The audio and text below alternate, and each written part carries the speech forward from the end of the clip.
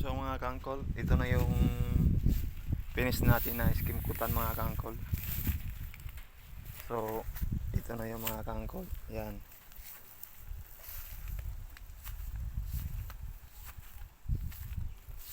Yan mga kangkol. So na dito ako nag-skim coat mga kangkol. So ito na yung finish natin na pag-skim coat mga kangkol. Yan, walang gaspang yan mga kangkol. Yan. Ito dyan sa kabila mga kangkol. So ngayon ito na lang tatapusin natin mga kangkol. So balik konti na lang ito. Yan, hindi ko pa na-skim kutan yan. Ngayon, yan naman ang tatrabuhin ko. So matatapos na to ngayong araw na ito mga kangkol.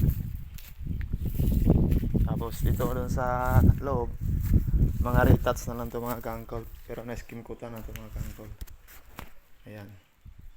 So yung mga kantuhan na lang gagawin ko dyan mga kangkol. So maraming salamat sa lahat ng nanonood.